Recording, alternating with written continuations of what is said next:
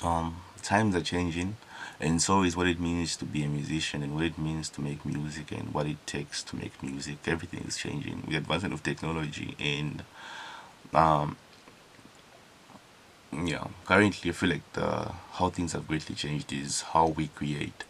With technology making things easier to create, and but still, two factors still remain in play. What you can do yourself, I mean, what you can't outsource, you have to learn to do yourself. So this has been true because now we have, I feel like, the highest recorded amount of people who both produce and also are artists. Yeah, and this has been a shift that has been made possible because of how easy the tools to create have actually been made of and have been made affordable, and also for the most accurate expression of truth, like or whatever you want to create. I feel like better understanding it helps you better express and better communicate that message, that idea. I feel like that's how I started out. I also started out as just making songs, just rapping on beats, rapping on songs, and then later when I realized, okay, I wanna actually like have more control over the beats that I rap on. Yeah, and I feel like outsourcing at first made more sense because like most other producers were like far better and far experienced, and this was me trying to figure out how to make my first beat. But again, I couldn't justify the cost of it because I knew I was going for at least 100 songs a year, at least 100 songs a year, and that multiplied by the amount of money for each track. Basically, for the price of like two tracks, I realized earlier on I could get a mic. For the price of like two tracks, I can get myself a mic and later on just like upgrade with the gear and everything. So kind of learning, uh, getting the equipment was cheaper somehow because like I knew that I'll always be able to create whenever I wanted. So and having it like having my own studio, a studio in my room made more sense because I wanted to be able to create whenever I wanted, and like it doesn't matter whether it's 3 a.m. whatever time I want to create, just wake up, click record and start creating. Yeah, and um, the only difference was time, skill actually, time actually, and like the difference between like having your own gear and going to a studio. Usually, you're going there not just for the even if you're the if even if you have identical gear, you're going there for the person's experience. Yeah. Now that's something also to keep in mind. Like your first maybe like 100 beats won't be your best. So if you wanna start doing everything yourself, I feel like maybe you might be going to other studios to create your best work and then just keep practicing on yours, on your equipment and whatnot. But yeah, for me that actually worked because like I actually went. I felt like I kept creating, and trust started like getting to a point where I actually got better at what I was doing. So so doing things yourself is actually it's cheaper, but it's kind of more expensive in the time part because now you have to spend time. I feel like that's another thing that they don't tell you about when you get new gear, new equipment, or venture into something new that you don't normally do. For example, like if you're a keyboard player and you get a guitar for the first time, they don't tell you about the learning curve. All you know that all you think is that after you get the new instrument, and you're like, yeah, you can play it right there and then and use it to record. Unless if you're like if you play the piano and you get a synth, okay, then the translation of that skill becomes easier. So understanding the skills you have and how they will best translate. Yeah, so the learning curve will always be a part of like everything you are going to venture in. And this modern day and age, artists have had to evolve. Like I don't know, have had to put on many hats and do a lot more things than they used to do in the past. Right now, as an artist, you market your own stuff. If you don't have the funds to hire someone else, so what you can't outsource, you do yourself. And you are in a better position to outsource it to people who can do it way better.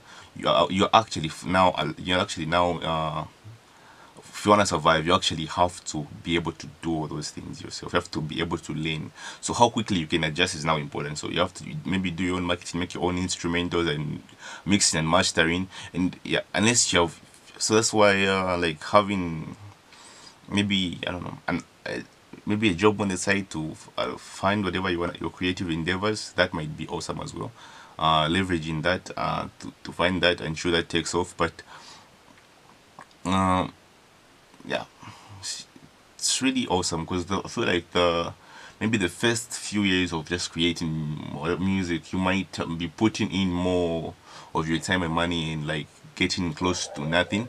These are like the phase. This is the phase of you just planting in, getting, and at this time your creations might not even be your best creations, but yeah, I feel like we are constantly exposed to this dopamine rush of like, okay, instant gratification, like, okay, we want everything right now, right now, right now.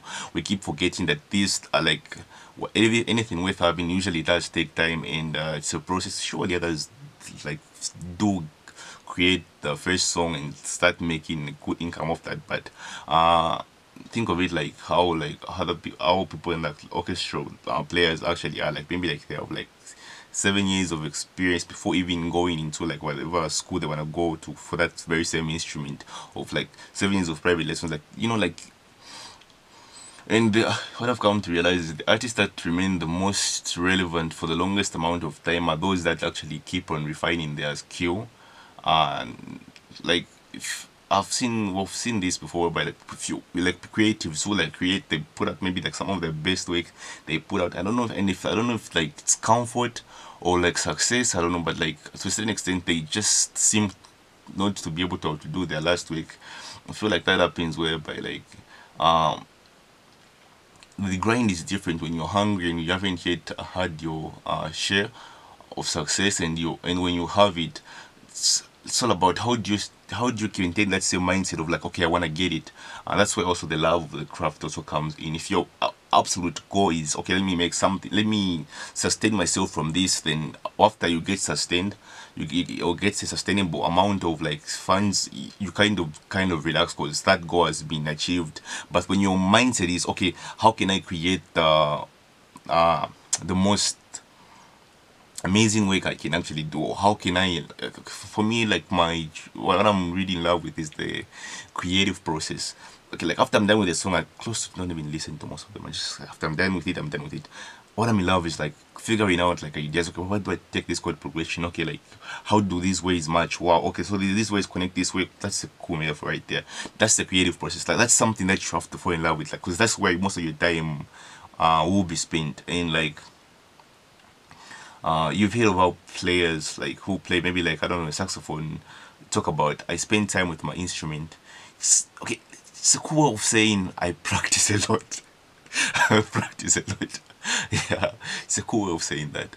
Yeah, so in this day and age, so, one, you have to keep in mind that you whatever what you can't outsource, you have to learn to do it yourself.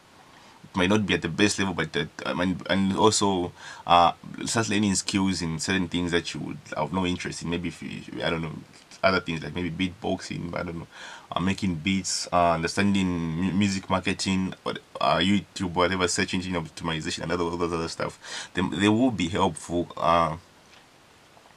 They will be helpful, and they will also be. I feel like once you are at a position whereby you can hire people who, when you're outsourcing those things, having the basic idea of how things work allows you to better communicate that message and help you actually communicate with them. This is what I feel like the the best example of this would be I would say the best example of this would be the relationship between how rulers in the past had to be knowledgeable slightly a bit about sailing, slightly about everything that they ruled over, to whereby like they had to be knowledgeable a bit about sailing, just enough to communicate with